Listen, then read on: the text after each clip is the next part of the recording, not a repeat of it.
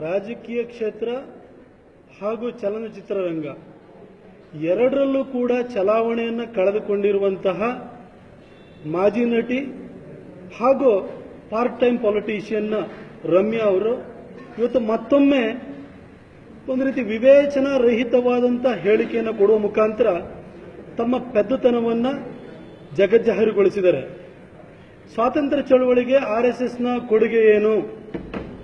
RSS ಸ್ವಾತಂತ್ರ್ಯ ಚಳವಳಿಯಲ್ಲಿ participate ಮಾಡಿಲ್ಲ, ಬಿಜೆಪಿ ಪಾರ್ಟಿಸಿಪೇಟ್ ಮಾಡಿಲ್ಲ ಅಂತ ಹೇಳ್ತಾರೆ.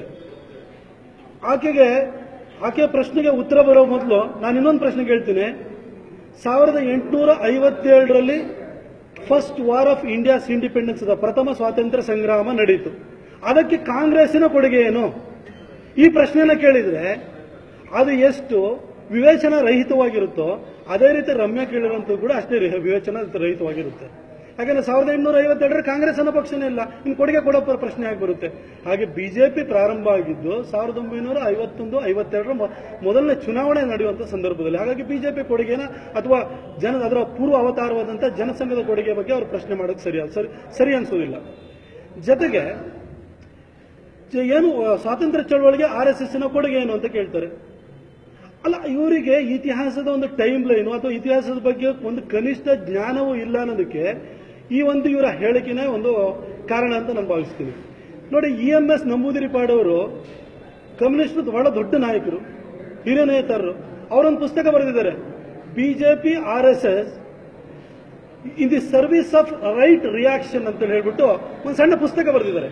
ಅದರೊಳಗಡೆ ಬಹಳ ಕ್ಲಿಯರ್ ಆಗಿ ಹೇಳ್ತಾರೆ, ಏನು RSSನ ಸಂಸ್ಥಾಪಕರಾದಂತಹ ಕೇಶವ ಬಲಿರಾಮ್ ಹೆಡ್ಗೇವಾರ್ ಇದ್ದಾರೆ, ಅವರು ಗಾಂಧಿಯನ್ ಮೂವ್ಮೆಂಟ್ ಅಲ್ಲಿ ಬಹಳ ಸಕ್ರಿಯವಾಗಿ 1 ದಶಕಕ್ಕಿಂತಲೂ ಹೆಚ್ಚು ಕಾಲ ಪಾಲ್ಗೊಂಡಿದ್ರು ಅಂತ ಹೇಳ್ತಾರೆ.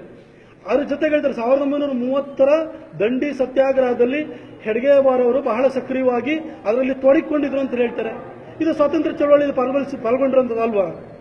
ಎಲ್ಲರೂ ಕೂಡ ದೇಶದಲ್ಲಿರುವಂತಹ ಯಾವುದೇ ಹೋರಾಟಗಾರ ಇರ್ಬೋದು, ಒಂದು ಏನು ಅಂದ್ರೆ ಕಾಂಗ್ರೆಸ್ ಅನ್ನೋ ಒಂದು ಸೂರಿನಡಿ ಎಲ್ಲರೂ ಕೂಡ ಅದರಲ್ಲಿ ಪ್ರಯತ್ನವನ್ನು ಮಾಡಿದ್ದಾರೆ.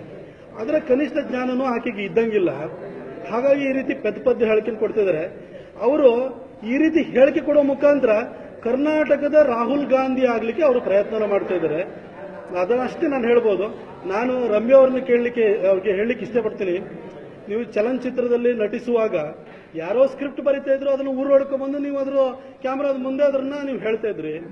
ಪೊಲಿಟಿಕ್ಸ್ ಅಲ್ಲೂ ಕೂಡ ಯಾರೋ ಒಂದು ಕಿವಿಲಿ ಹೇಳ್ತಾರೆ, ಈ ರೀತಿ ಒನ್ ಲೈನರ್ಗಳು ಹೇಳ್ತಾರೆ, ಆದ್ರೆ ಹಿಂದೆ ಮುಂದೆ ಏನೂ ಗೊತ್ತಿರುವುದಿಲ್ಲ, ಇತಿಹಾಸ ಜ್ಞಾನ ಗೊತ್ತಿರುವುದಿಲ್ಲ.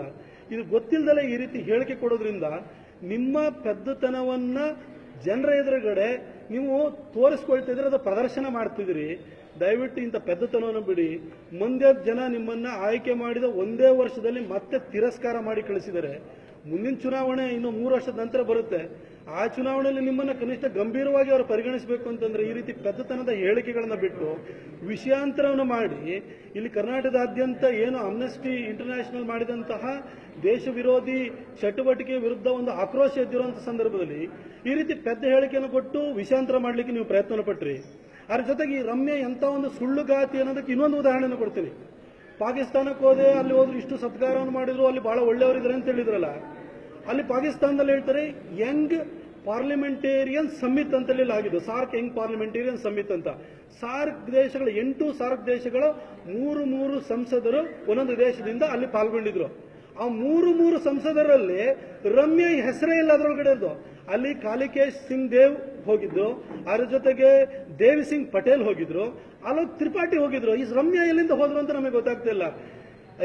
ಈ ರೀತಿ ಒಂದು ಯಂಗ್ ಪಾರ್ಲಿಮೆಂಟೇರಿಯನ್ ಸಮಿತ್ ಅಲ್ಲಿ ಪಾಲ್ಗೊಂಡಿದ್ದೆ ಅನ್ನೋದನ್ನೇ ಒಂದು ಹಸಿ ಸುಳ್ಳನ್ನ ಹೇಳಿದಂತಹ ಈ ಸುಳ್ಳುಗಾತಿಗೆ ನಾವು RSS ಅಥವಾ ಬಿಜೆಪಿ ಸ್ಪಷ್ಟನೆ ಕೊಡುವಂತಹ ಅಗತ್ಯ ಇಲ್ಲ ಅಂತ ನಾನು ಭಾವಿಸ್ತೀನಿ. ರಮ್ಯಾ ಅವರೇ, ನಿಮ್ಮ ಪೆದ್ದುತನವನ್ನು ಸಾಕಷ್ಟು ಸರಿ ನೋಡಿ ಆಗಿದೆ. ದಯವಿಟ್ಟು ಈ ವಿವೇಚನೆಯಿಂದಲೇ ಈ ರೀತಿ ಹೇಳಿಕೆ ಕೊಡೋದನ್ನ ನಿಲ್ಲಿಸಿ. ಇದು ನಿಮಗೂ ಕೂಡ ಶೋಭೆ ತರುವುದಿಲ್ಲ. ನೀವು ಒಳ್ಳೆ ನಟಿಯಾಗಿದ್ರೆ ರಾಜಕಾರಣದಲ್ಲಿ ನಟನೆಗೆ ಬೆಲೆ ಕೊಡುವುದಿಲ್ಲ ಜನ. ದಯವಿಟ್ಟು ಅದನ್ನು ಅರ್ಥ ಮಾಡ್ಕೊಳ್ಳಿ.